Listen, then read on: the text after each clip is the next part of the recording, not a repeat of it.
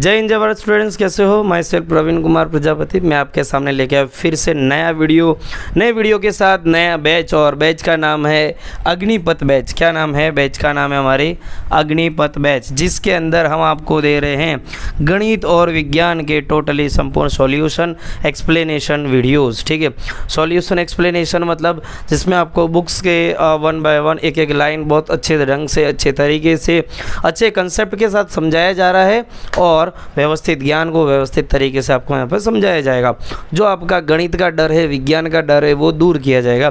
अक्सर ऐसा हो रहा है कि गणित का डर तो कुछ विद्यार्थियों में कम रहता है, कुछ में विज्ञान का डर थोड़ा ज़्यादा बना होता है। ठीक है, तो हमारी अग्निपथ बैच में हम 2 सब्जेक्ट पढ़ा रहे हैं, विज्ञान और गणित। गणित के लेक्चर्स ऑलरेडी आ चुके हैं, चल रहे हैं, और विज्ञान का आज हमारा ये पहला लेक्चर है। साथ ही में विज्ञान के अंदर हम लोग जानेंगे कौन कौन से भाग होते हैं। तो हमारी जो NCERT माता है, कौन सी माता है? NCERT। ठीक है, जो बुक है जो ऑल ओवर इंडिया में इंडिया के अधिकतर भागों में चल रही है, उसके अंदर विज्ञान के 3 भाग हमको दिए हुए। एक दिया हुआ रसायन विज्ञान। कौन सा दिया हुआ है? रसायन विज्ञान। क्यों मैं बता रहा हूँ? क्योंकि मुझे पहले बताना तो पड़ेगा। रसायन विज्ञान, और फिर उसके बाद आएगा जीव विज्ञान हमारे बुक के अंदर। ठीक है, फिर क्या आएगा? जीव विज्ञान, और उसके बाद हमारी बुक में आएगा भौतिक विज्ञान। क्या आएगा? भौतिक विज्ञान। भौतिक विज्ञान। ओके, चलिए अब इसमें मैं बताना चाहूँगा कि हमारी जो NCERT की बुक है उसमें कौन सा चैप्टर है जो रसायन विज्ञान का है, कौन सा चैप्टर है जो जीव विज्ञान का है, कौन सा चैप्टर है जो भौतिक विज्ञान का है। तो जो चैप्टर नंबर 1 से 4 तक के चैप्टर हैं आपकी जो NCERT है उसमें, मतलब NCERT दे दो तो हाँ, तो मैं आपको दिखा भी देता हूँ। ये रही हमारी NCERT जैसे कि ये बुक है। इसके चैप्टर 1 से लेकर 4 तक क्या है? रसायन विज्ञान के। ऐसी NCERT आपके पास, सबके पास होगी। हो सकता है फ़ोटो थोड़ा सा अलग हो, लेकिन अंदर का मटेरियल सबका सेम ही होगा। ठीक है, तो 1 से लेकर 4 तक हमारा होगा रसायन विज्ञान वाले टॉपिक होंगे, और उसके बाद आएंगे 5 से, ठीक है, न्यू NCERT। मैं जो बात कर रहा हूँ वो न्यू वाली है, जो ओल्ड वाली नहीं। ठीक है, न्यू वाली की, क्योंकि ओल्ड वाली में 1 से 5 तक रसायन विज्ञान के। ठीक है, और जीव विज्ञान वाले होंगे वो होंगे 5 से लेकर अपने 8 तक के। ठीक है, 5वां 7वां 6वां 8वां। ठीक है, और भौतिक विज्ञान के होंगे 8 से लेकर 12। क्या? 8 से लेकर 12 इतने चैप्टर भौतिक विज्ञान के होंगे।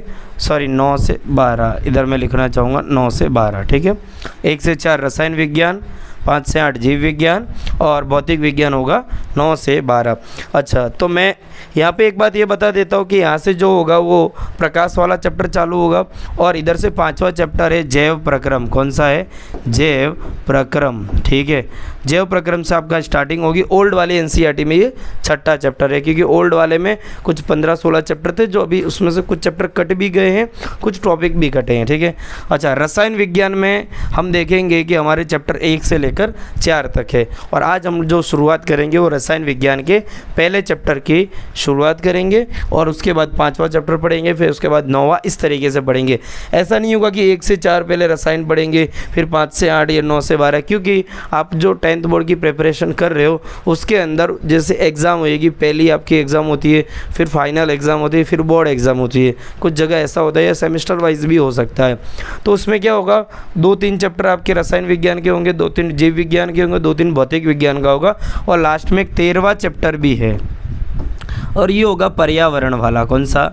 पर्यावरण वाला, पर्यावरण से रिलेटेड, यानी इकोसिस्टम के बारे में होगा। ठीक है, तो हम लोग जो पहले सीखेंगे वो पहला चैप्टर होगा रसायन विज्ञान का, फिर दूसरा भी सीख सकते हैं, 5वां 6ठा होगा, 9वां 10वां, इस ढंग से आप सीखेंगे। तो आज हमारा जो शुभ मुहूर्त होने जा रहा है वो होगा चैप्टर नंबर 1 का। कौन सा होगा? चैप्टर नंबर 1 यानी अध्याय पहला, रासायनिक अभिक्रिया एवं समीकरण। ठीक है, क्या नाम है चैप्टर का? नाम है रासायनिक अभिक्रिया एवं समीकरण। आज जो हम कर रहे हैं वो विज्ञान के लेक्चर है, गणित के ऑलरेडी चालू हो चुके। मैंने गणित और विज्ञान क्यों रखा है? क्योंकि हमारी जो अग्निपथ बैच है इसमें दोनों हमारे सब्जेक्ट आ रहे हैं। ठीक है, चलिए, तो सबसे पहले हम समझेंगे व्हाट इज़ रासायनिक अभिक्रिया। रासायनिक अभिक्रिया क्या है? अच्छा, यहाँ पे लिखा जिसमें कुछ परिवर्तन हो। कुछ परिवर्तन मतलब क्या? रासायनिक रूप से जैसे कि हम लोग कुछ मटेरियल ले आए हैं और उसमें कुछ रासायनिक अभिक्रिया हो रही है या उसमें कुछ केमिकली चेंज हो रहा है, फिर उसके बाद एक प्रोडक्ट बन जा रहा है। जैसे कि आपको उदाहरण तरीके से भी मैं समझा दूंगा। अच्छा, समीकरण क्या है? तो अभिक्रिया की अभिव्यक्ति कह सकते हैं एक ढंग से, यानी आप जो अभिक्रिया हो रही है उसको समझा रहे। जैसे कि कहीं कहीं आपको बताया गया होगा कि ऑक्सीजन और हाइड्रोजन मिलकर पानी बनाते, क्या बनाते हैं? पानी बनाते हैं। ऐसा आपको कहीं न कहीं बताया गया होगा, यानी ऑक्सीजन और हाइड्रोजन मिलकर क्या बना रहे? पानी। तो ये जो मैंने लिखा है इसको हम बोलेंगे समीकरण। अब थोड़ा सा आगे चलते इसके और डिटेल में देख लेंगे। तो यहाँ पे समझा रहे कि रासायनिक अभिक्रिया के उदाहरण क्या है। देखो, कोई भी चीज़ आपको समझ में आए ना आए, उसके उदाहरण देंगे तो आपको ज़्यादा दिमाग में घुसेगा। जैसे कि मैं कहूँ कि रासायनिक अभिक्रिया क्या है, तो अभी भी शायद आपको समझ में नहीं आएगा, लेकिन अगर मैं उसके उदाहरण दूंगा तो आपको और ज़्यादा समझ में आएगा कि रासायनिक अभिक्रिया क्या है। जैसे कि गर्मियों में कमरे के ताप पर दूध को खुला छोड़ दिया जाता है, तो क्या होगा? गर्मी का दिन है, आपने दूध को खुला छोड़ दिया होगा, मतलब जैसे भी रखा होगा, कुछ समय बाद आप देखोगे तो क्या होगा? वो फट जाएगा या वो ख़राब हो जाएगा। तो उसमें क्या हुई है? अभिक्रिया हुई है। क्या हुई है? अभिक्रिया, यानी रासायनिक अभिक्रिया हुई है। या फिर लोहे का तवा अथवा तसला अथवा कील को आर्द्र वायुमंडल में खुला छोड़ दिया जाता है। अच्छा, अब मेन प्रॉब्लम क्या होगी पता? हमारी एनसीईआरटी की हिंदी मीडियम की मेन प्रॉब्लम या मेन जो सबसे मुख्य समस्या होगी वो ये कि इसमें जो हिंदी दी है ना, बहुत ज़्यादा शुद्ध दी है। तो कुछ बच्चों को समझने में थोड़ा प्रॉब्लम होगी, शुरुआत में होगी, फिर धीरे धीरे वो समस्याएं दूर होती जाएगी। ठीक है, तो क्या प्रॉब्लम हो सकती है? जैसे कि आर्द्र वायुमंडल में खुला छोड़ दिया जाता है। किसको? तवे को अथवा कील को अथवा तसले को। ये भी एक तरीके का साधन है। मान लीजिए भैया आपका लोहे का तवा है या फिर जो कील है जब ज़मीन में गाड़ते हो उसको अगर खुले में छोड़ दिया जाए, आर्द्र वायुमंडल, आर्द्र मतलब समझ रहे हो? नमी वाला। कैसा? नमी वाला वायुमंडल, जहाँ वातावरण के अंदर थोड़ा पानी का भाग हो। यानी बरसात के दिनों की मैं बात करूँ, आप नोटिस करना आपके गाड़ी में, आपके कोई साधनों में जो लोहे के साधनों जो बाहर खुले में पड़े रहते हैं या बाइक के नीचे वाले भाग में देखना, तो बरसात के सीज़न के अंदर उसमें क्या होता है? थोड़ी सी जंग लग जाती है। क्या लग जाती है? जंग। तो जंग लगना जो प्रक्रिया है वो भी क्या है? एक अभिक्रिया है। क्या है? एक रासायनिक अभिक्रिया है। और दूसरा उदाहरण दिया है, अंगूर का किण्वन हो जाता है। अंगूर का किण्वन होना मतलब आपको पता नहीं होगा, लेकिन इंडिया के अंदर या इंडिया के बाहर जो एकदम अच्छे क्वालिटी का, अच्छे मटेरियल का जो दारू बनता है ना, अल्कोहल पीने का, वो अंगूर या इसी तरीके के फलों में से बनाया जाता है। तो फलों के अंदर से क्या करते हैं? उसको ढक के पैक करके रख देते हैं, कुछ समय तक या महीनों या घंटों तक भी रखे जाता है। तो उसको ऑक्सीजन नहीं लगने देना है। जैसे कि आप इडली बनाते हो तो इडली के अंदर क्या करते हो? जैसे कि आपकी मम्मी ने इडली के लिए कुछ भिगो दिया रात के दिन या सुबह के समय कुछ भिगो के रख दिया, जैसे कि चावल और दाल भिगो के रख दिया, फिर उसको क्या करोगे आप? कुछ समय बाद उसको पीस दोगे, फिर पीसने के बाद उसको कुछ घंटे वापस ढक के रखते हो और कुछ समय बाद वो थोड़ा सा फूल जाता है। तो ये जो प्रक्रिया हो रही है उसको हम क्या कहते हैं? किण्वन। तो ये भी क्या? एक रासायनिक अभिक्रिया का उदाहरण है। तो थोड़ा थोड़ा आपको समझ में आने लगेगा कि रासायनिक अभिक्रिया क्या है, जिसमें रासायनिक रूप से चेंज होने लगे, जो हमको दिखाई नहीं देंगे, लेकिन अभिक्रिया हो जाती फिर हमको पता चलता है ओ बाप रे ये तो ये हो गया। ठीक है, आपने कोई साधन है, कोई भी चीज़ खुले में छोड़ दी, कुछ समय बाद आप देखोगे तो बोले उसमें जंग लग चुकी होगी। तो वो क्या? एक रासायनिक अभिक्रिया का उदाहरण है। अब और भी उदाहरण दिया है, भोजन पकाया जाता है, तो भोजन पक रहा है, वो भी एक रासायनिक अभिक्रिया का उदाहरण है। और ये सबके सब उदाहरण आपके एनसीईआरटी में दिए गए हैं। ठीक है, अच्छा, हमारा शरीर भोजन को पचा लेता है। भैया जो शरीर है भोजन को पचा ले रहा है, वो भी एक क्या है? रासायनिक अभिक्रिया का उदाहरण है। क्योंकि जब भोजन पच रहा है तो उसके अंदर अनेकों अभिक्रियाएँ होती है, जैसे कि लार का हमारे भोजन के अंदर मिलना, फिर पेट के अंदर आमाशय के अंदर हाइड्रोक्लोरिक एसिड होता है, छोटी आंत के अंदर पाचन, बड़ी आंत के अंदर पाचन, ये सब रासायनिक अभिक्रियाओं के उदाहरण है। ठीक है, जब आप अध्याय 5 जैव प्रक्रम पढ़ोगे यानी लाइफ प्रोसेस पढ़ोगे तो आपको और अच्छे से उसमें समझ में आएगा। अब क्या बोले? हम सांस लेते हैं, हम जो श्वास ले रहे हैं भैया वो भी एक रासायनिक अभिक्रिया ही है। ठीक है, तो ये थे रासायनिक अभिक्रिया के कुछ उदाहरण। अब बोल रहे हैं भौतिक परिवर्तन और रासायनिक परिवर्तन क्या होते हैं। ठीक है, यहाँ पर क्या मैं लिखा हूँ? भौतिक परिवर्तन और रासायनिक परिवर्तन क्यों ज़रूरी है समझाना। भौतिक परिवर्तन जो आपको ऊपर से दिखाई देते हो, रासायनिक परिवर्तन जो कुछ रासायनिक अभिक्रिया के बाद, जैसे कि भौतिक परिवर्तन हम कह सकते हैं आकार में परिवर्तन, आयतन में परिवर्तन, ये किस में आ जाएंगे? भौतिक परिवर्तन जो हम कर रहे दिख रहे। जैसे कि एक फुटबॉल है उसको मैंने दबा दिया, ठीक है, जो गोल थी एकदम से वो फिर लंब गोल बन जाती है, तो वो कौन से परिवर्तन में आ जाएगा, भौतिक परिवर्तन। बाकी रासायनिक परिवर्तन, जैसे कि मैंने क्या कर दिया, दूध को उबालने पे रख दिया तो गर्म हो गया, ये हो गया रासायनिक परिवर्तन। ठीक है, तो रासायनिक रूप से जो परिवर्तन हो रहे वो रासायनिक परिवर्तन। अब इसके उदाहरण भी आगे दिए गए, देखेंगे। हाँ, जैसे क्रियाकलाप दिया, क्रियाकलाप 1.1, ये बुक का ही है तो थोड़ा पढ़ लेते हैं क्योंकि कभी कभार आ जाता है। समझेंगे क्या दिया भैया, क्रियाकलाप 1.1। हाँ, सावधानी, इस क्रियाकलाप में शिक्षक के सहयोग की आवश्यकता है। हाँ भाई, मैं खड़ा हूँ, आपका शिक्षक यहीं पे हूँ। ठीक है, सुरक्षा के लिए छात्र आंखों पर चश्मा पहन ले तो उचित होगा। ये जो अभिक्रिया करते हैं तो क्या होता है, जैसे ही कुछ स्कूल्स में लैब होगी, हालांकि मुझे बड़े खेद की बात है, बड़े दुख की बात है कि हम जिस भारत देश में रह रहे हैं उसमें हिंदी मीडियम के विद्यार्थियों के लिए सुविधाएं बड़ी ही कम हैं। आप उनके लिए देखोगे तो हिंदी मीडियम के लिए आप कहीं पे भी देख रहे हो तो उनके लिए ना लैब बनाई जा रही है, ना प्रयोगशालाएँ होती है। बाकी इंग्लिश मीडियम के विद्यालयों में कई बार ऐसा देखा जा रहा है कि 10th के बच्चे भी प्रैक्टिकल कर रहे हैं, लेकिन भारत के अंदर जिस हिंदुस्तान में हम रह रहे हैं उसमें इस चीज़ की समस्या रहती है, कमी रहती है, तो एक बड़े दुख की बात होती है। तो यहाँ पे बताया गया है कि सुरक्षा के लिए ये छात्र आंखों पर चश्मा पहन ले तो उचित होगा। तो ये जो क्रियाकलाप यहाँ पे कर रहे हैं तो कुछ क्या करते हैं, विद्यार्थी जो होते हैं वो आंखों पे चश्मा लगा लेते हैं वाइट कलर का, जिससे कि क्या होगा, अभिक्रिया के बाद कुछ भी मटेरियल उड़े, अगर जैसे कोई ब्लास्ट हो छोटा मोटा, तो आंखों में ना गिरे। ठीक है, अब क्या बोल रहा है, लगभग 3 से 4 सेंटीमीटर लंबे मैग्नीशियम रिबन को रेगमाल से रगड़कर साफ कीजिए।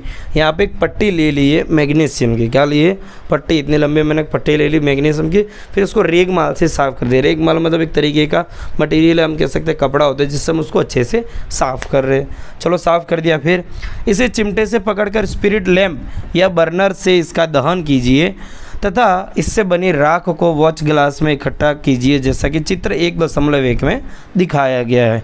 तो ये लोग क्या कह रहे हैं यहाँ पर, किस चिमटे से पकड़ कर, तो देख लो यहाँ पर चिमटे से पकड़ा है, किसको पकड़ा है चिमटे से, एल्यूमिनियम की पट्टी को, एल्यूमिनियम की रिबिन को। ठीक है, पकड़ लिया, फिर इसको क्या कर दे, गरम कर दे रहे। अब वो गरम होने के बाद ये जलेगा ना, बहुत तेज़ ज्वाला के साथ जलता है, और ये बर्नर है, और जलने के बाद है ना इधर कुछ टुकड़े टुकड़े टुकड़े टुकड़े कर जो राख गिर रही है वो राख क्या है, ठीक है, वो राख यहाँ पर गिर रही है। तो ये भी एक रासायनिक अभिक्रिया का उदाहरण है।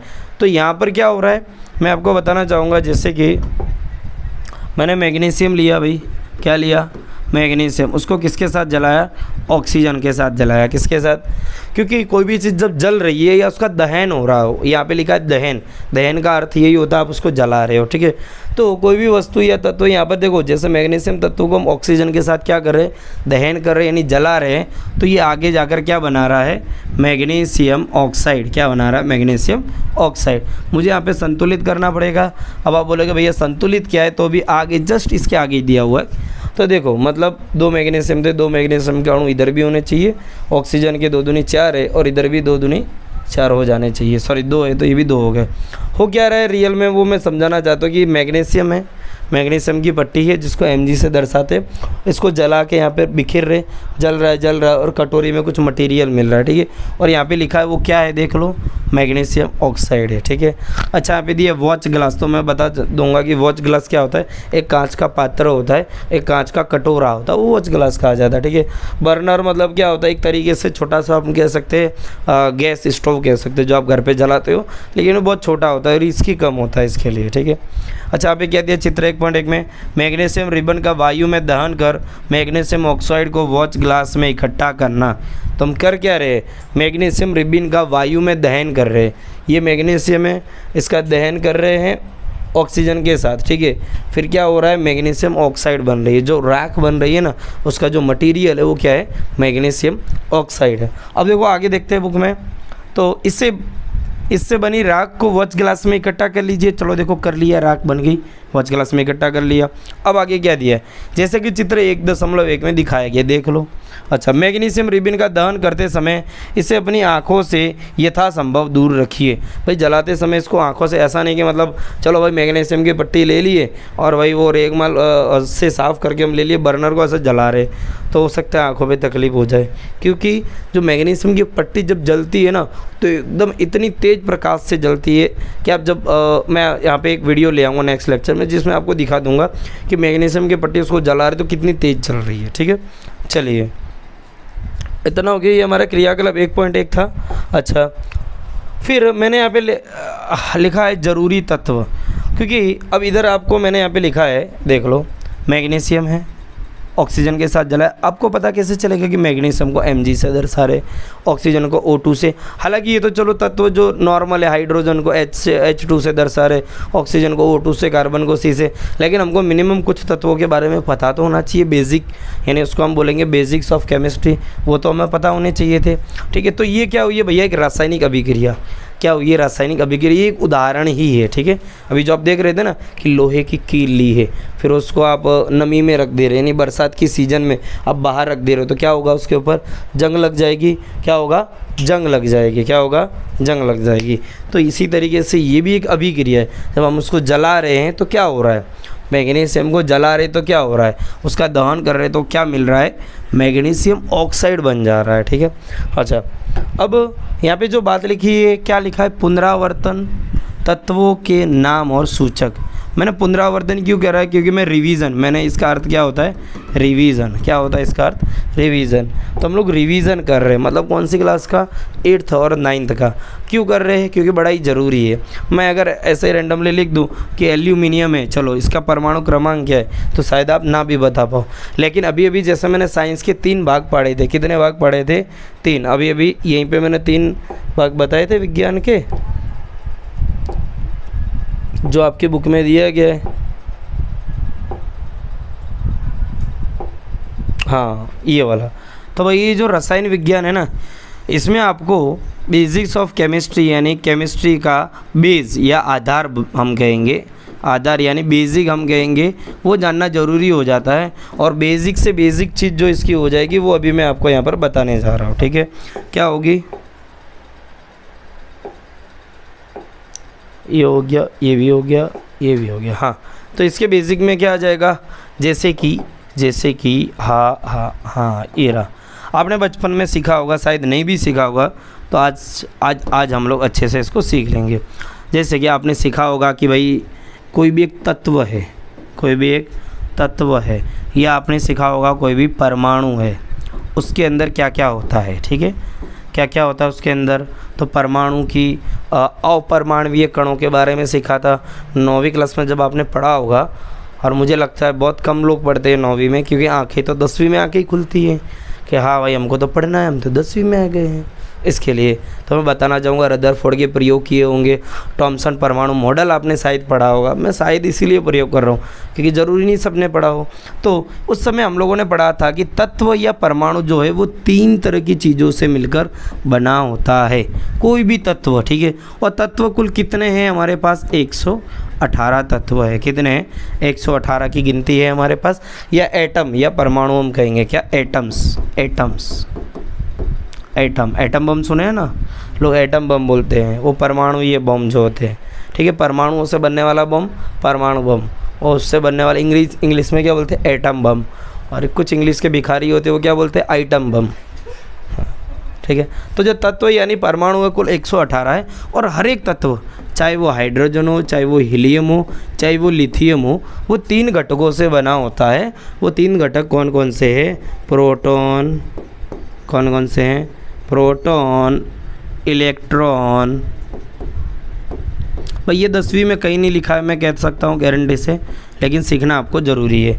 और फिर होता है न्यूट्रॉन। क्या होता है, न्यूट्रॉन। ये तीनों घटक जो होते हैं, ये तीनों अपरमाणवीय कण है। क्या है, सब एटॉमिक पार्टिकल हम बोलते हैं, या अपरमाणवीय कण इनको बोला जाता है।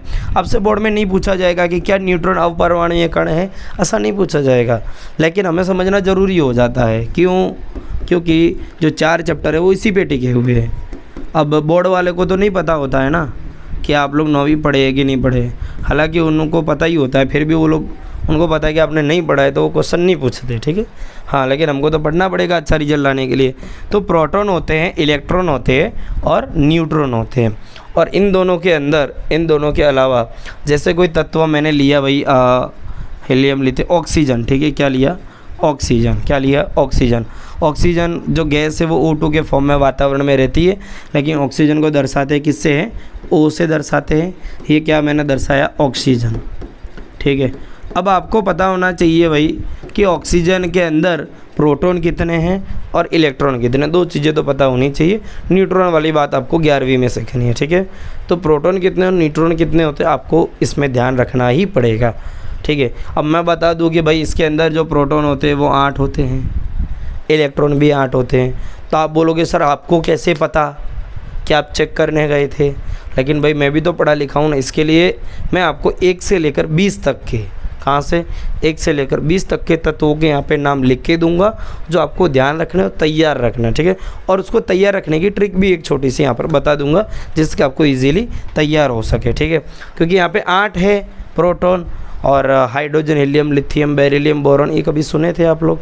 कार्बन के अंदर 6 परमाणु होते हैं, नाइट्रोजन के अंदर 6 प्रोटॉन होते हैं, नाइट्रोजन के अंदर 7 प्रोटॉन होते हैं, ऑक्सीजन के अंदर 8 प्रोटॉन होते हैं। तो वो हम लोग यहाँ पर थोड़ा सा यहाँ पर एक बार सीख लेते हैं। तो सबसे पहले नंबर पे जो तत्व आता है, क्या मैं यहाँ पे लिखूँ परमाणु क्रमांक, तो सही ही होगा, गलत तो नहीं कह सकते। चलो भाई यहाँ पे मैं थोड़ा सा एक ग्राफ जैसा बना लेता हूँ।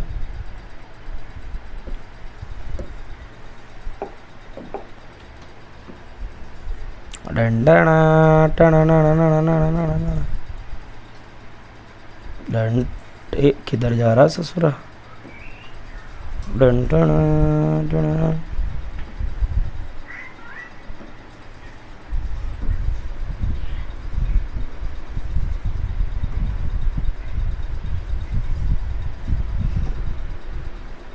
एक तुम ही नहीं तन्हा में। चलो अब इधर ध्यान देंगे सभी विद्यार्थी। चलो मैंने इधर रेड लीडी करके 2 भागों में बांटा है। सबसे पहले जैसे मैं इधर नाम लिखूंगा आपके सामने, जैसा कि आपको दिख रहा है भाई, ये होगा नाम। क्या होगा? नाम। किसका नाम? तत्वों के नाम। क्या? तत्वों यानी एलिमेंट्स इंग्लिश में बोलते हैं, तत्वों के नाम, ठीक है। यहाँ पे लिख रहा हूँ भाई। तत्व कितने कुल मिला के? 118 है। बोलोगे सर 118 याद करने हैं, मैं बोलूँगा नहीं, सिर्फ 20 और कुछ गिने चुने 10-12 और होंगे वो, ठीक है। 20 को आपको ध्यान में रखने पड़ेंगे और कुछ गिने चुने होंगे वो भी आपको थोड़े बहुत ध्यान में रखने पड़ेंगे, ठीक है। तो जो सबसे पहले नंबर पे आता है, इधर मैं लिखूँगा परमाणु क्रमांक। क्या? और ये 9वीं में था, शायद चैप्टर 3 में था, ठीक है।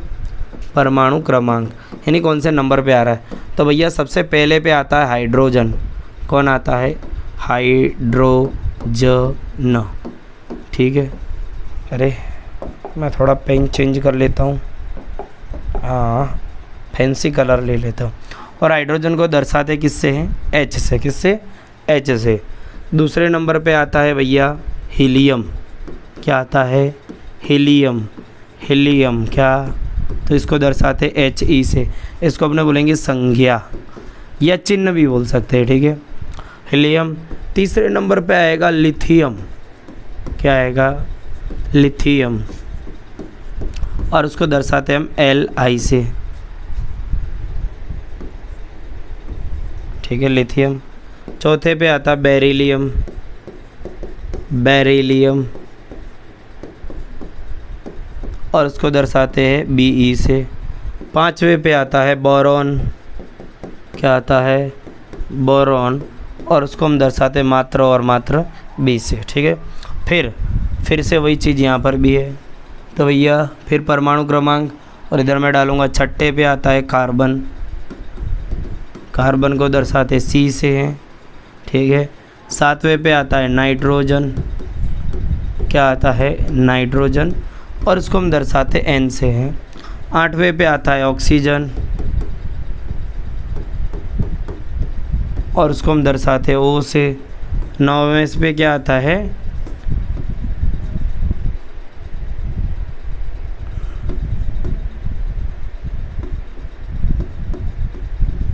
फ्लोरीन, उसको दर्शाते F से हैं। 10वें पे आता है नियॉन।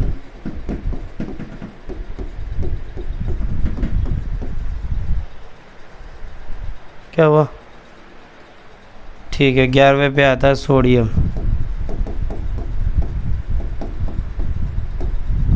इसको Na से दर्शाते हैं। अभी 20 तक है, तो देख लो भाई।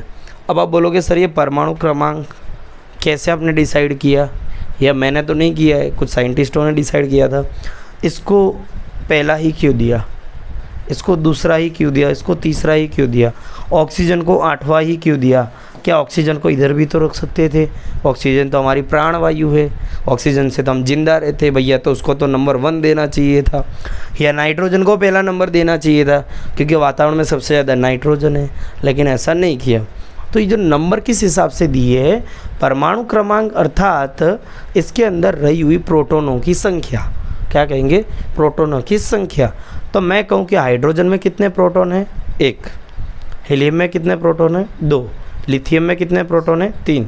बेरिलियम में 4, बोरॉन में 5, कार्बन में 6, नाइट्रोजन में 7, ऑक्सीजन में 8 प्रोटॉन है, फ्लोरीन में 9 प्रोटॉन है, नियोन में 10 प्रोटॉन और सोडियम के अंदर 11 प्रोटॉन। ठीक है। अब प्रोटॉन क्या थे, मैंने अभी अभी आपको बताया है कि जो तत्व होते हैं, जितने भी परमाणु 118 के अंदर, परमाणु के अंदर, जैसे मेरे शरीर है, मेरा पूरा शरीर है, तो उसके अंदर कुछ अंग भी तो होंगे ना, जैसे हाथ है, पैर है, मुंह होगा, आंखें होगी। तो इसी तरीके से जो परमाणु होता है उसके अंदर कुछ कण होते हैं। क्या होते हैं? कुछ ज़रूरी कण होते हैं, और वही कण डिसाइड करते हैं कि इसका काम क्या है। सब कुछ वही कण ही ज़्यादातर डिसाइड यहाँ पर कर रहे हैं। तो इसके अंदर कण कौन कौन से? अपरमाणवीय कण उनको हम बोलते हैं, या सब एटॉमिक पार्टिकल्स भी बोल सकते हैं। तो यहाँ पे एक है भैया प्रोटॉन, दूसरा है इलेक्ट्रॉन और तीसरा है न्यूट्रॉन। ठीक है। कौन कौन से हैं? प्रोटॉन, इलेक्ट्रॉन और न्यूट्रॉन। इसके अंदर हमें 10वीं में क्या क्या ध्यान रखना भाई? प्रोटॉन की संख्या और इलेक्ट्रॉन की संख्या। क्या? प्रोटॉन की संख्या और इलेक्ट्रॉन की संख्या कितनों की ध्यान में रखनी है? ज़्यादा नहीं, 1 से लेकर 20 तत्वों की। ठीक है, बराबर। तो प्रोटॉन और इलेक्ट्रॉन की ध्यान में रखनी है। तो प्रोटॉन की तो मैंने यहाँ बता दी है, देख लो भाई, ये है। हाइड्रोजन के अंदर कितने प्रोटॉन होते हैं? 1। हीलियम के अंदर 2, लिथियम के अंदर 3, बोरॉन के अंदर 5, कार्बन के अंदर 6। ठीक है। आप बोलोगे सर याद कैसे रहेगा? जैसे कि ये नाम है, मैं बोल रहा हूँ hydrogen, helium, lithium, beryllium, boron, carbon, nitrogen, oxygen, fluorine, neon, sodium, magnesium, aluminium, silicon, phosphorus, sulphur, chlorine, ऐसा बोल सकते हैं। तो कैसे याद रहेगा? तो इसकी छोटी सी ट्रिक है। क्या ट्रिक है? जैसे कि इनको आप याद कर लो, इनको। ठीक है। अब मैं कैसे बोलूँगा? हा ही। क्या बोलूँगा? हा ही, हा हीली, हा हेली। क्या? हाँ हेली। क्या बोल रहे हैं? हाँ हेली। बेब। क्या? बेब। ओह बेब। ठीक है। और इसको क्या पढ़ेंगे? कैनॉफ। क्या पढ़ेंगे? कनॉफ। क्या पढ़ेंगे? कनॉफ नैना। क्या? कनॉफ नैना। हा हेली बेब कैनॉफ नैना। क्या? हा हेली बेब कैनॉफ नैना। बोलोगे मेरे साथ? हा हेली बेब कैनॉफ नैना। हा हे ली, हाँ हेली। क्या बोल रहे? हाँ हेली, हाँ हेली। हेलो नहीं। अब सब साइंस के स्टूडेंट है, तो आप एक दूसरे से कैसे बात करेंगे? हाँ हेली बेब, ऐसा करेंगे। क्या बोलेंगे? हाँ heli babe. Can of Naina. क्या बोले? Can of Naina. क्या नैना मर सकती है? हाँ हेली बेब। क्या नैना मर सकती हैं? क्या बोलेंगे? हाँ हेली बेब कैन ऑफ नैना। ठीक है। तो इस सबको तत्वों के नाम याद हो जाएंगे लाइन बाय लाइन। अब एक बार ट्राई करना। हाँ हेली मतलब हाँ यानी हाइड्रोजन, है यानी हीलियम, ली यानी लिथियम। अच्छा बेब, बे यानी बेरिलियम, ब यानी बोरॉन। कैन ऑफ, ठीक है, KNOF, कैन ऑफ। और एक बार में याद नहीं आता, थोड़ा 1-2 बार प्रैक्टिस करना पड़ता है, लेकिन तरीका थोड़ा ईजी है। क्या? Can of, KNOF, can of Naina. क्या नैना मर सकती है? ठीक है। हाँ हेली। ठीक है। क्या बोलेंगे? हाँ हेली बेब। क्या बोल रहे? हेली नाम की एक बेब है, उसको बोल रहे हाँ heli babe can of Naina. क्या नैना मर सकती है? तो इस सबको लगातार 11 तत्वों के नाम याद हो जाएंगे। ठीक है। तो भैया जो परमाणु क्रमांक है वही के वही क्या है? प्रोटॉन की संख्या है। और राज की बात यह है कि वही की वही इलेक्ट्रॉनों की संख्या है, उदासीन इलेक्ट्रॉन। ठीक है। अभी मैं और थोड़ा सा इसमें समझाऊंगा। पहले कुल 20 के नाम तो लिख लेते हैं, फिर आपको इलेक्ट्रॉन, प्रोटॉन और परमाणु संख्या का थोड़ा कंसेप्ट बता देंगे। ठीक है। चलिए भाई, फिर से मुझे यहाँ पे रूलर लेना पड़ेगा। हाँ हेली बेब कैन ऑफ नैना। बोलते रहना। क्या बोलना है? हाँ हेली बेब कैन ऑफ नैना। हाँ हेली बेब कैन ऑफ नैना, हाँ हेली बेब कैन ऑफ नैना, हाँ बेब हेलो कैन ऑफ नैना। ठीक है, क्या क्या पढ़ाते हैं बच्चों को याद रखवाने के लिए, क्या क्या बताना पड़ता है। ठीक है, चलिए भाई ये हो गया, ये हो गया। ये मेरी ट्रिक नहीं है भाई, सारे संसार में आपको पता नहीं होगा तो आप पूछ लेना साइंस के जो टीचर है, मैंने भी कहीं से सीखा है। मैं तो नहीं बोलूँगा कि मैंने ट्रिक बनाई है। ठीक है, तो ऐसा होता है कि भाई कुछ ट्रिकें होती है।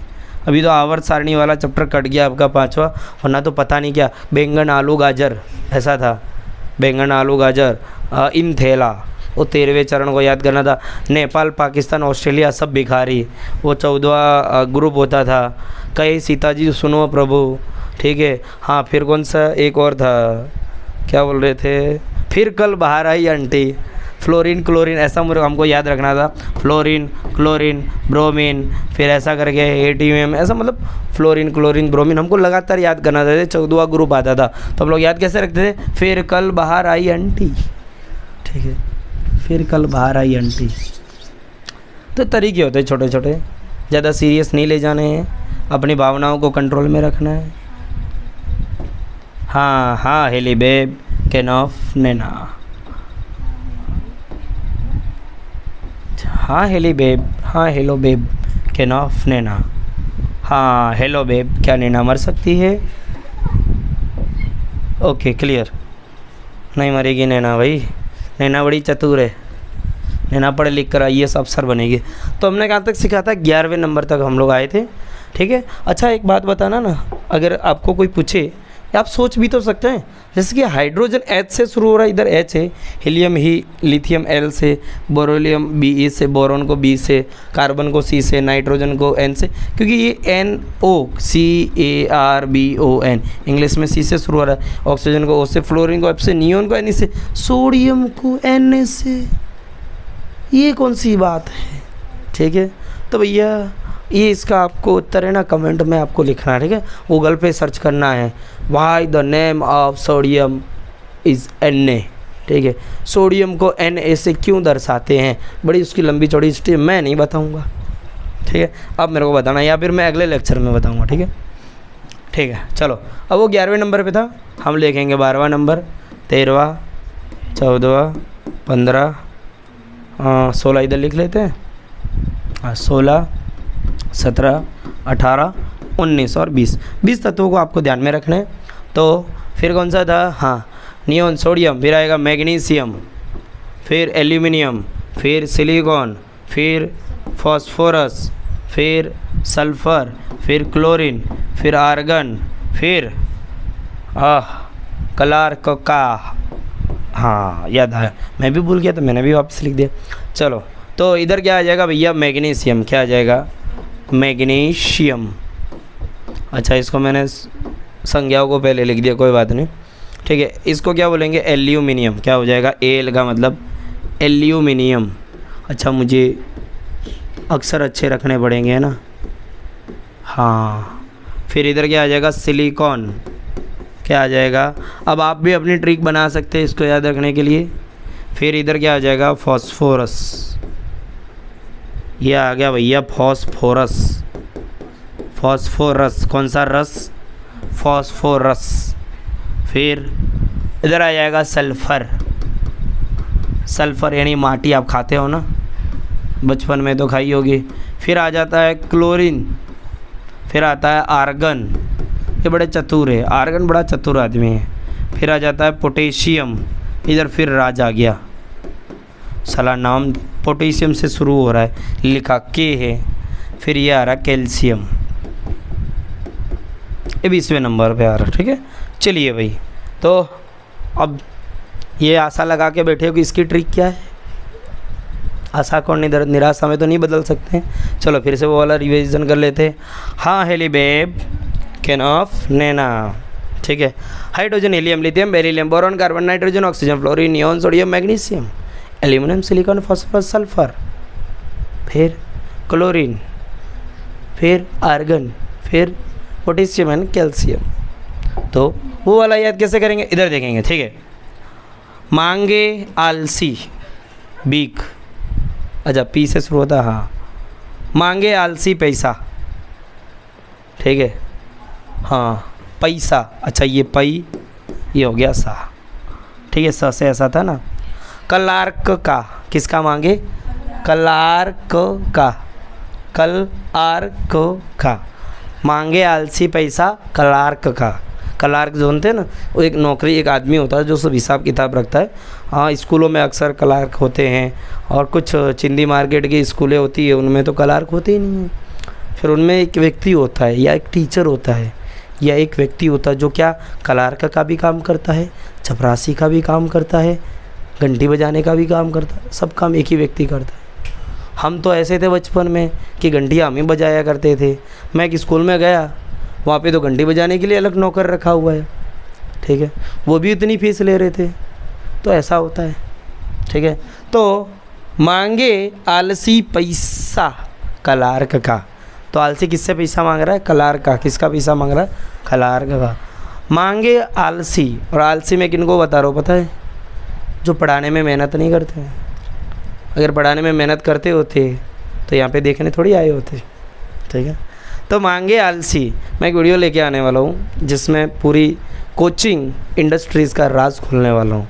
मतलब कोचिंग इंडस्ट्री के डायरेक्ट साइड के बेस पर हमारी डॉक्यूमेंट्री रहेगी, उस पर वीडियोस बनेगा बहुत अच्छा सा, तो आपको देखना रहेगा। आपको पता चलेगा कि किस तरीके से क्लासेस वाले या स्कूल वाले आपको ब्रेन वॉश करते हैं। मेनली क्लासेस वाले आपसे आपका पैसा कैसे हथियाते हैं, और आपको कब अंदाज़ा लगता है, कितने महीनों बाद आपको अंदाज़ा लगता है कि भाई हाँ हम लोग फंस चुके हैं यहाँ पर पैसा भर के, ठीक है। और किस ढंग से आपके जेब से पैसा निकाला जाता है, कौन सी ट्रिकें आजमाई जाती है कि पहले महीने भरोगे तो इतना, दूसरे महीने भरोगे तो इतना, ठीक है। तो सब आपके सामने ले आएंगे वो। तो वो लोग कैसे होते? मांगे आलसी पैसा क्लार्क का। किसका मांगे? क्लार्क का। आपको याद रखना है magnesium, aluminium, silicon, phosphorus, sulphur, chlorine, argon, potassium and calcium, ठीक है। तो ये आप 9वीं में पढ़ चुके हो। 9वीं तो नहीं, कुछ जगहों पे 8वीं में पढ़ा देते। मैं तो स्टूडेंट्स को 8th क्लास में ही ये चीज़ें बता देता हूँ, ठीक है। अच्छा, अब जो मुझे बताना है वो क्या है? मैंने आपको 1 से लेकर 20 तत्वों के नाम लिखवाए। किसके? 1 से लेकर 20 के। आपको लाइन से याद करने हैं भाई।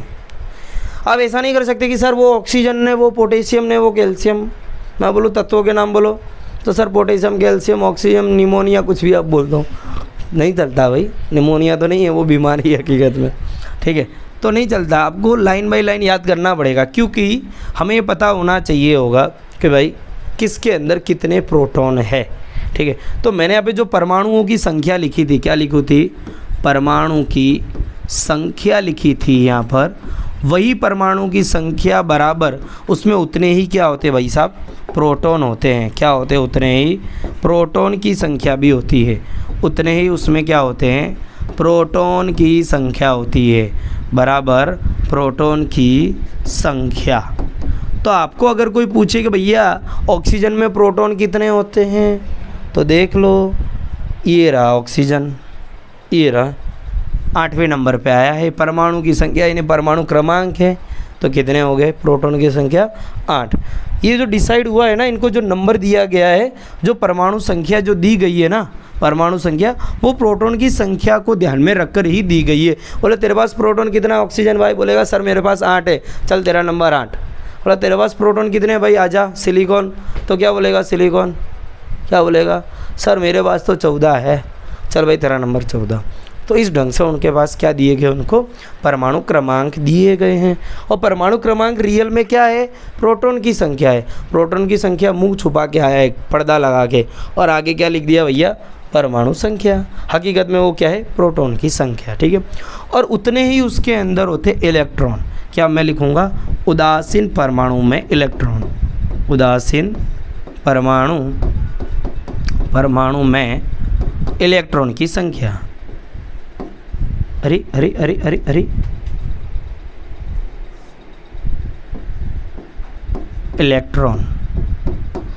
इलेक्ट्रॉन की संख्या। किसकी संख्या? अब मैंने डायरेक्ट इलेक्ट्रॉन की संख्या क्यों नहीं लिखी भाई? उदासीन परमाणु में क्यों लिखा? आप समझ सकते हैं, क्योंकि परमाणु के अंदर है ना भैया प्रोटॉन जल्दी बाहर नहीं निकलता। परमाणु की एक बड़ी इज्जत है, वो अपने प्रोटॉन और न्यूट्रॉन को संभाल के रखता है और इलेक्ट्रॉन को निगरानी करने पे रखता है। जैसे कि एक मैं उदाहरण दूं तो भाई साहब, जैसे कि किसका उदाहरण दूं, कार्बन का, ठीक है, कार्बन का उदाहरण दूं। मैंने कार्बन का एक मतलब परमाणु बना लिया, तो इसके अंदर 6 तो प्रोटॉन होंगे और उसमें 6 ही न्यूट्रॉन है। बड़ी अच्छी बात है कि 6 उसके पास न्यूट्रॉन भी है, मुझे याद था इसके लिए मैंने बता दिया। अच्छा, इसमें इलेक्ट्रॉन की संख्या कितनी होगी, तो वो भी 6 है। कितनी है, तो पहली कक्षा में 2 इलेक्ट्रॉन रखे रहता है, बाकी दूसरी कक्षा में ये 4 इलेक्ट्रॉन रखे रहता है, क्योंकि टोटल इसके पास 6 हैं। अब ये इसका वितरण कैसे हो रहा है, किस ढंग से हो रहा है, मुझे लगता है मेरे को वो भी आप ये सिखाना ही पड़ेगा। आप फ्रेश हो एकदम। तो ये जो पहला लेक्चर चैप्टर अध्याय 1 का कम बनता जा रहा है, बेसिक का ज़्यादा बन रहा है, ठीक है। तो आपको बेसिक साथ साथ में सीखने को मिल रहा है। तो भाई ये जो इलेक्ट्रॉन है ना, ये मूवेबल होते हैं, ये इसका अपना इलेक्ट्रॉन किसी और को दे सकता है।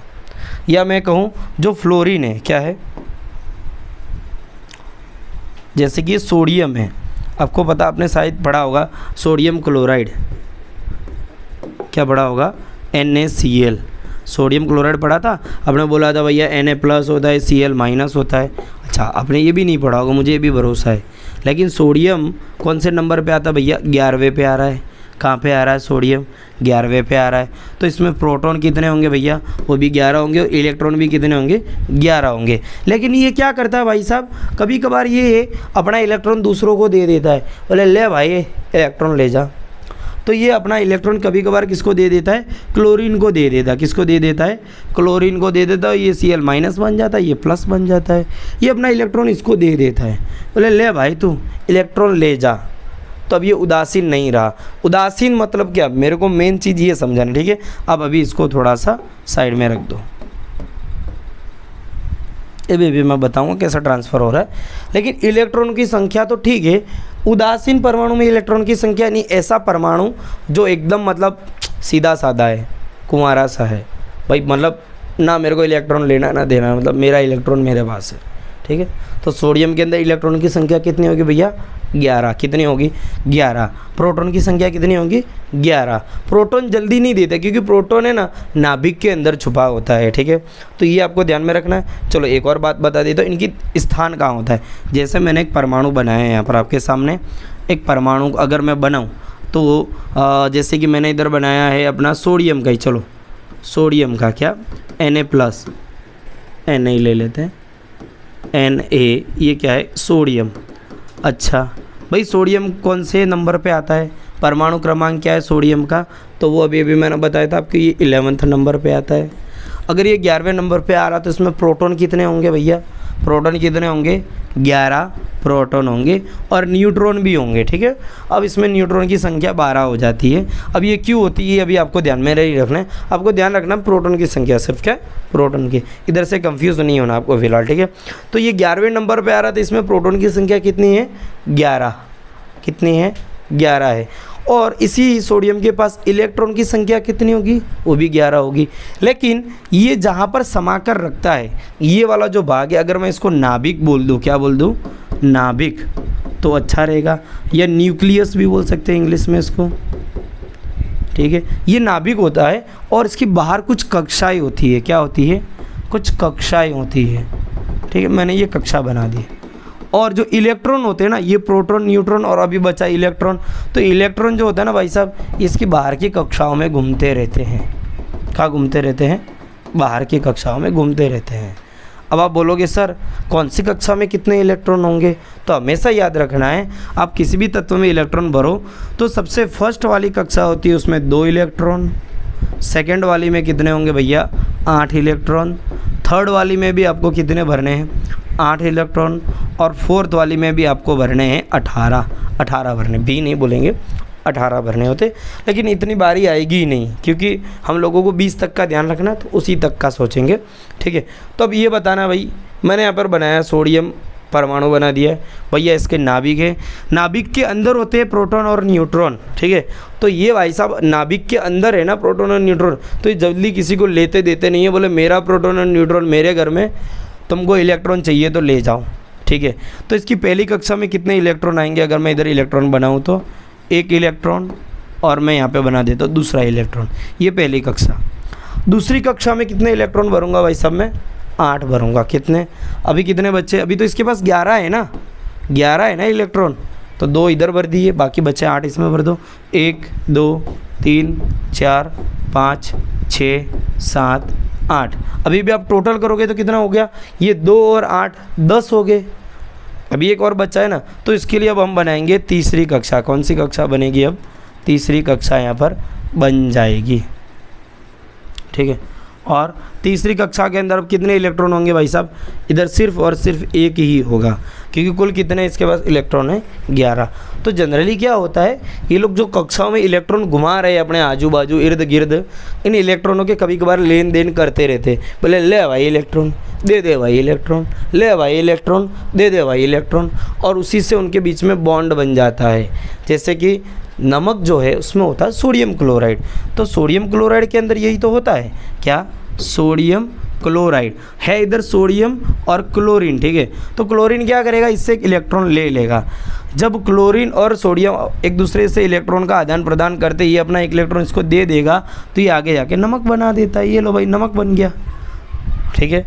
तो इस ढंग की कुछ चीज़ें होती है जो आपने 9वीं में सीखी थी। फिलहाल हमें मेनली जो चीज़ें ध्यान में रखनी है, आपको कुछ पता चले ना चले इतना ध्यान रखना है।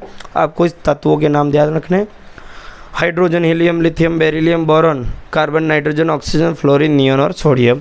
कौन से परमाणु क्रमांक पे आ रहे, पहला, दूसरा, तीसरा, चौथा, पाँचवा, छठा, सातवां, आठवां, नौवां और 10वां, 11वां। फिर इसके बाद कौन सा है, 12वें पे मैग्नीशियम, 13वें पे एल्यूमिनियम, 14वें पे सिलिकॉन, 15वें पे फॉस्फोरस, फिर 16वें पे सल्फर, 17वें पे क्लोरीन, 18वें पे आर्गन, 19वें पे पोटेशियम और 20वें पे क्या आ जाएगा, यहाँ पर कैल्शियम आ जाएगा। आपको ये ध्यान रखना है। साथ ही में ये जो संख्या है, परमाणु की संख्या, साथ ही में ये जो संख्या है, परमाणु संख्या है या परमाणु क्रमांक है, ये इनकी प्रोटॉनों की संख्या है। क्या है, प्रोटॉनों की संख्या है, और इतने ही इनके अंदर इलेक्ट्रॉन भी होते हैं। बस इतना आपको ध्यान रखना है, ठीक है, ठीक है। परमाणु संख्या क्या है, प्रोटॉनों की संख्या। हकीकत में परमाणु संख्या कैसे दी गई, प्रोटॉनों की संख्या को देख देख कर। बोले आ जाओ भाई, आ जाओ, एक एक करके अपना मुंह आगे करो, कितने तेरे में प्रोटॉन है, तो बोलेगा सर मेरे पास 8 प्रोटॉन है। चलो तुम ऑक्सीजन 8वें नंबर पे, तुम्हारा नंबर 8वां है। तुम्हारे अंदर कितने प्रोटॉन है, बोलेगा सर मेरे पे 11 है। चलो तुम सोडियम।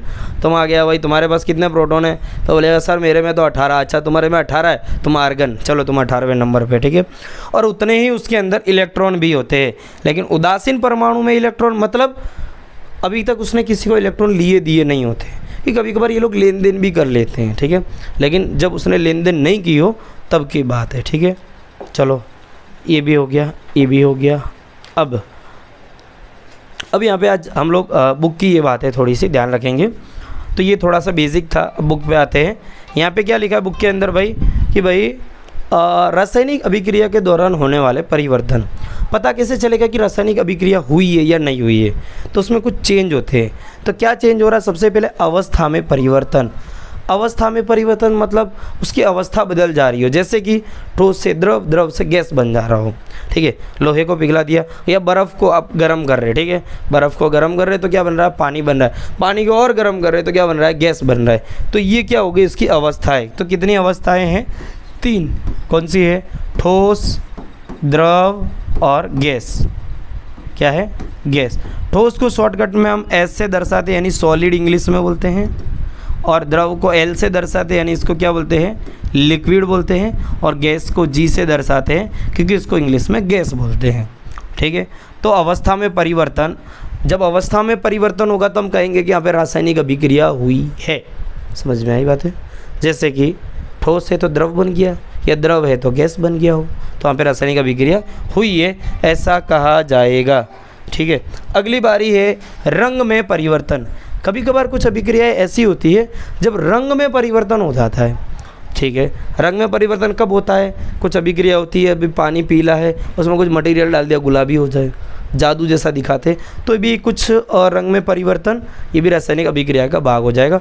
कभी कभार क्या होता है, जो ढोंगी साधु बाबा जो होते हैं वो कभी कभार इस विधि का प्रयोग करते हैं, ठीक है। वो कुछ केमिकल दीवार पे लगा देते हैं, बोलते देख लेना मैं पानी अगर तेरे ऊपर से घुमा के इस दीवार पे डालूंगा, अगर इसका कलर लाल हो गया दीवार का, मतलब तेरे को भूत ने पकड़ लिया है, ठीक है। तो केमिकल ही कुछ इस ढंग का होता है। इसके ऊपर 7 बार घुमा देते, दिखता है कि भाई यहाँ अमीर बंदा है, मतलब इसको डरा सकते। 7 बार घुमा दिया, 8 बार 15 बार घुमा दिया, दे डाल दिया दीवार पे, अच्छा लाल हो गया, भाई तेरे को तो भूत ने जकड़ लिया है, ठीक है। तो वहाँ पे पहले से वो भाई साहब रात को कलर कुछ केमिकल लगा के जाते हैं, ठीक है। तो वहाँ पे रासायनिक अभिक्रिया यानी रंग में परिवर्तन हो जाता। फिर बोला गैस का निकास अथवा उत्सर्जन, जब गैस निकल रही हो किसी भी रिएक्शन से तो वहाँ पे हम कहेंगे क्या हुआ भैया, रासायनिक अभिक्रिया हुई है। तापमान में भी परिवर्तन होता है भैया, जब गर्म कर रहे तो तापमान कम ज़्यादा होगा, तो इससे हम बताएंगे कि भैया क्या हो रहा है, अभिक्रिया के दौरान होने वाले परिवर्तन। आपसे 1-2 मार्क्स में कभी कभार पूछ भी सकते हैं कि अभिक्रिया के दौरान कौन कौन से परिवर्तन हो रहे हैं, तो ये 4 आपको लिखने हैं, ठीक है। चलिए तो आज इतना सा रखते हैं हमारे पहले लेक्चर में, जिसमें हम लोगों ने बेसिक भी सीखा है थोड़ा बहुत और बुक से रिलेटेड बातें सीखी। ध्यान में आपको रखनी बुक से रिलेटेड बातें, और दूसरी ध्यान में रखती परमाणुओं की संख्या, जिसमें hydrogen, helium, lithium, beryllium, boron, carbon, nitrogen, oxygen, fluorine, neon, sodium, magnesium, aluminium, silicon, phosphorus, sulphur, फिर क्लोरीन, फिर आर्गन, पोटेशियम, कैल्शियम। तो स्टूडेंट तब तक के लिए जय हिंद, जय भारत। मिलते हैं अगले लेक्चर में, पढ़ते रहें।